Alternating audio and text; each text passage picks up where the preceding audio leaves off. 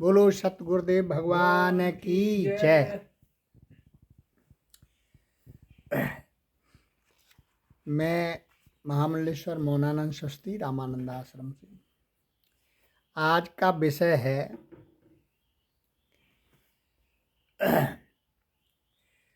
कि अहम नमो मह्यम, यानी मैं अपने आप को नमस्कार करता हूँ।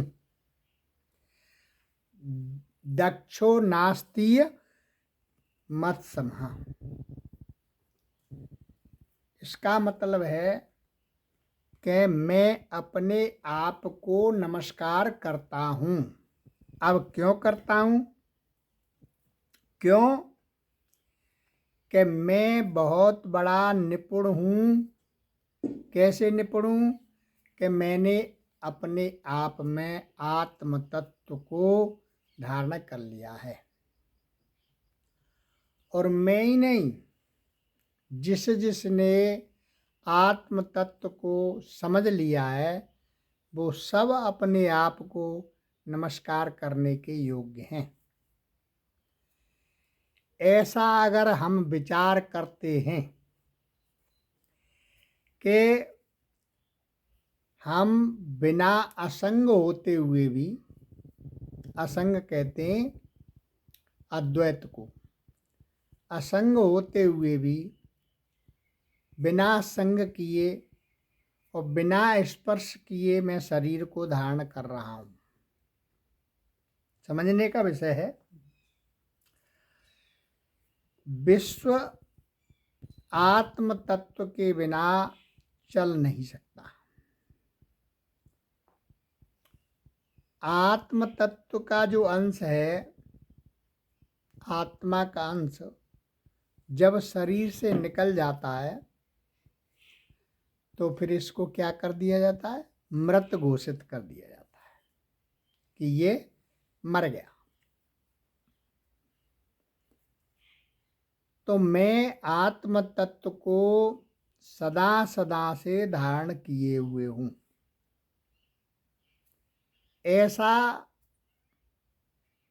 विचार जिसका है, जिसकी दृढ़ भावना ऐसी हो गई है, समझ लीजिए कहाँ उसने आत्म तत्व को धारण कर लिया, समझ लिया। आत्मा व्यक्तिगत नहीं है। आत्मा वो कैसी है कि विश्व आत्मा है, सारे विश्व को धारण किए हुए है। एक ही आत्मा सर्वव्यापक है और बहुत चिरकाल से विश्व को धारण किए हुए है। उसके गुणों का, स्वभाव का, क्रिया का कोई करने वाला नहीं। अपने आप में अपने आप ही चल रही है वो सारी क्रिया, कोई चलाने वाला नहीं है उसका। शरीर को चलाने वाला है क्या? आत्मांश, ईश्वरंश, लेकिन उस आत्मा को चलाने वाला कोई नहीं है। वो सहजता से हो रही है। सूर्य जो है वो तपता है, लेकिन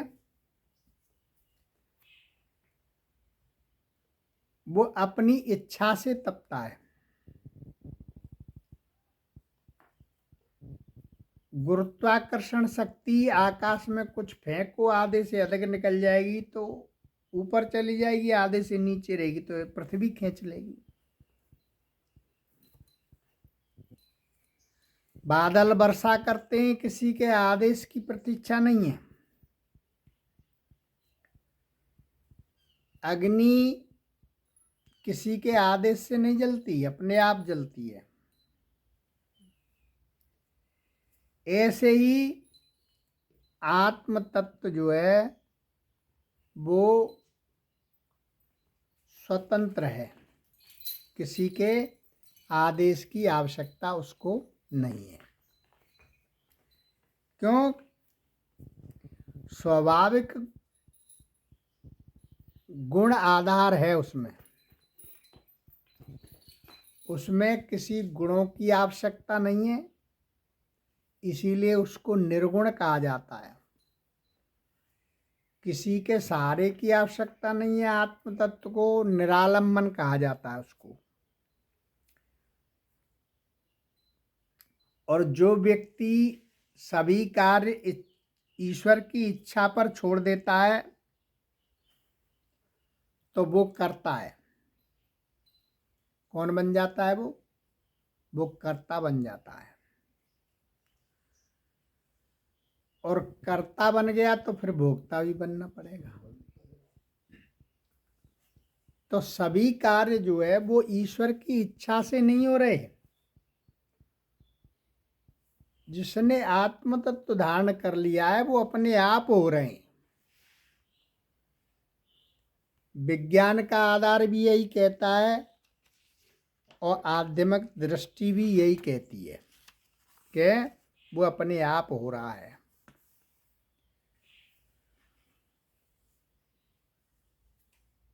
आत्मा कर्ता भोक्ता से मुक्त है।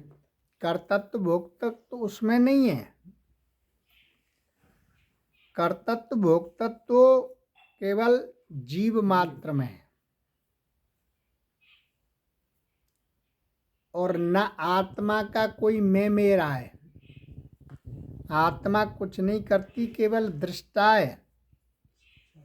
वो केवल देखती है बस। नहीं तो आपको कभी मना करेगी, ना आपको कहेगी कि इसको कर लो, कभी नहीं कहती है।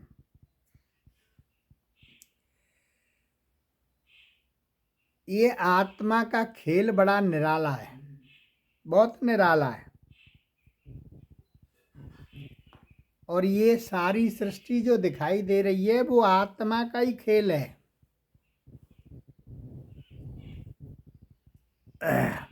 उसका ही ये नृत्य लीला हो रही है सब जगह। कुछ नहीं है वो और सब कुछ उसी से हो रहा है। किसी में भी लिप्त नहीं है वो।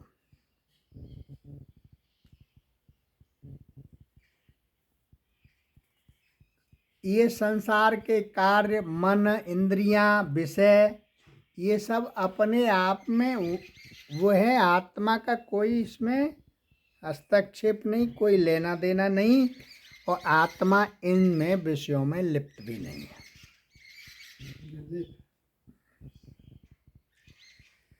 देखिए मजे की बात, जिस प्रकार से मछली जल में रहती है और एक बूंद नहीं पीती,